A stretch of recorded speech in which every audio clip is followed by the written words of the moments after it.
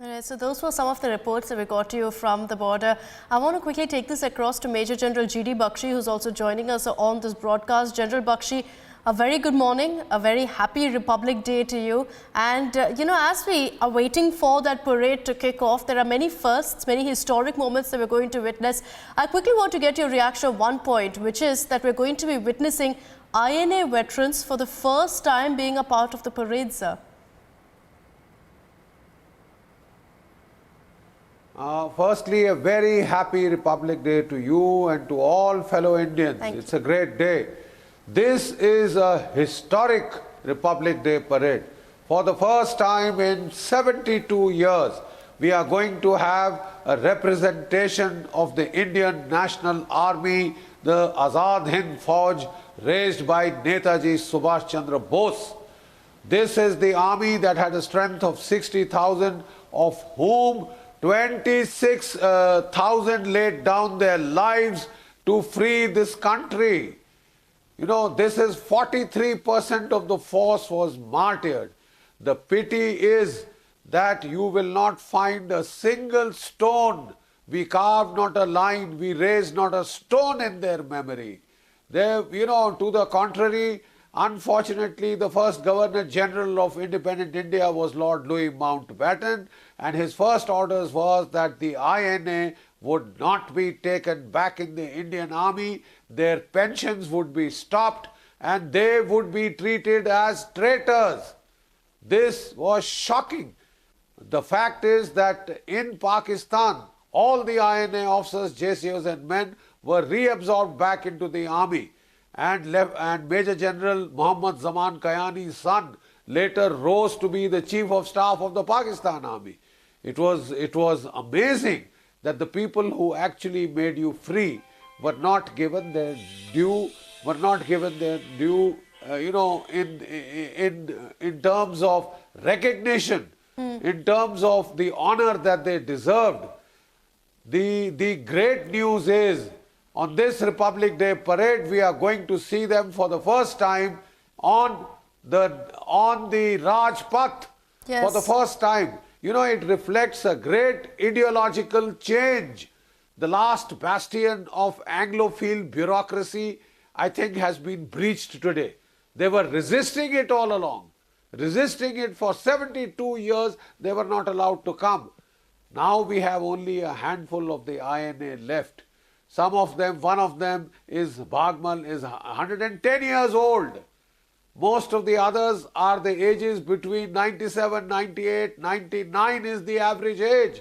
But yet today you will see 4 of them, come onto the Republic Day parade in all their, their INA uniforms.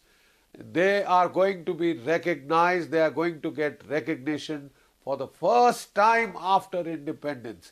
We owe our independence to them. You know, the pity is our present generation has no idea of what we went through. Outside every Gymkhana club, every defense club, every, institution, there used to be a board. Indians and dogs not allowed. It is because of the sacrifices, unparalleled sacrifices of the Indian National Army that we are free today. Empirical research has been done in the Transfer of Power archives in London.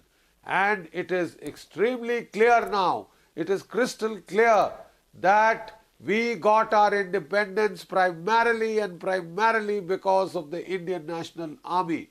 I'm afraid non-violence hadn't worked. If you go by the empirical evidence, non-violence had failed because Quit India movement launched in 1942 was a dismal failure.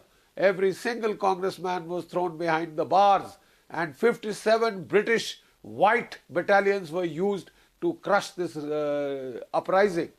It is only the INA, and especially the countrywide revolt that followed the INA trials at the Red Fort, of the trials of Major General Shah Nawaz Khan, Colonel Dhillon and Colonel Prem Sehgal, which resonated all over the country. And they were rioting in Calcutta, New Delhi, Mumbai, Karachi, Lahore. Massive crowds came out, and Sir Casey, for the first time, Governor of West Bengal, he wrote to the Viceroy that the police has opened fire and these crowds have not stopped. They just wavered for a few minutes and then they surged right up again. It has never been seen before. The Viceroy was shaken. The Commander-in-Chief, Field Marshal Auchinleck, was shaken, and they asked London, let us go with grace while we still have the ability to control events. Still have the ability to control events. But the simple fact is that in February, 18th February 1946, there was a massive revolt in the Royal Indian Navy. Out of 89 ships, on 79 ships, they took down the Union Jack and put up the tricolour. They threw their British officers into the sea and marched in the streets of Mumbai and Karachi, shouting Jai Hind, and any British officer or family that they saw, they made them get down from their tikka gadis and shout Jai Hind. It was all over for the Raj. The very next day, 19th of February 1946, Lord Pethick Lawrence rushed to New Delhi. He rushed to New Delhi to start the transfer of power negotiations. That is the bitter truth. And what did these people get for it? What did these people get for it? Ignominy. They were treated as traitors. Mountbatten ordered they will not be taken back into the Indian army. Their pensions will be stopped. It is only when the Janata government came that their pensions were recommenced. And after the pity so is long, now these boys who are 110 years old, 97, 98, 99 years old, they are saying, we are not asking for OROP, we are not asking for money. We are just asking for the honor that this country owes to us.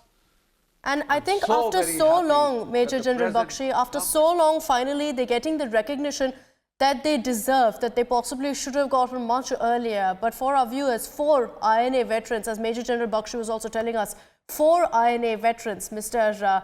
Parmanand, Lalti Ram, Hira Singh and Bhagwal will be a part of the parade that will kick off at 9 a.m. Major General Bakshi, I request you to stay on with us.